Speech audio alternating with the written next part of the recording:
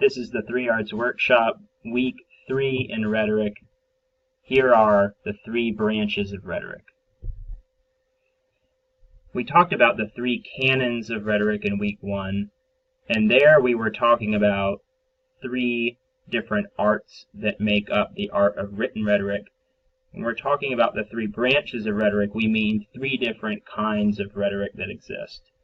Aristotle, in his Rhetoric Manual, outlines 3 branches, 3 kinds: the deliberative, the judicial, and the epideictic.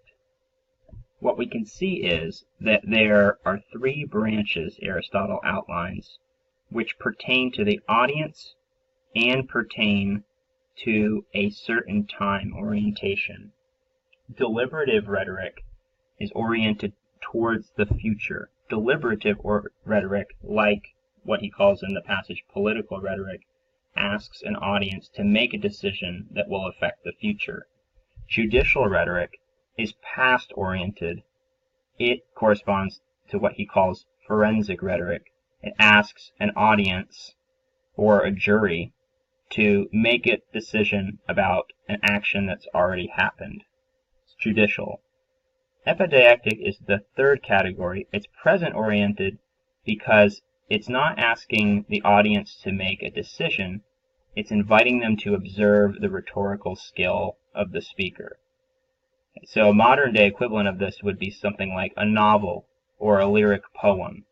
It's a piece of rhetoric that just asks you to observe and appreciate. Deliberative rhetoric, then, is future-oriented, and it asks us to judge. Judicial rhetoric is past-oriented, and it also asks us to judge. Epideictic is present-oriented, and it asks us to observe. Let's then see which branch best represents each of the following. A public speech by a presidential candidate. That's asking an audience to render a decision and to take an action for the future. Future-oriented, judgment-oriented, that's deliberative rhetoric. Ernest Hemingway's Farewell to Arms, future-oriented, no, past-oriented, only in the sense that it contains a narrative that takes place in the past.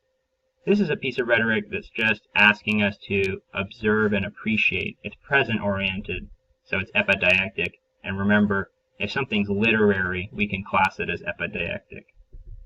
An essay about the folly of the Vietnam War. What's that? Well, that's looking towards the past. It's asking us to render a judgment about the past. So that's a judicial piece of rhetoric.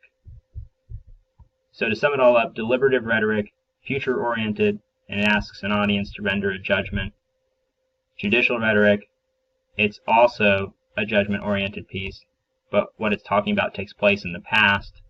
And epideictic rhetoric praises or blames things in the present and asks us to observe the orator's skill in presenting the subject.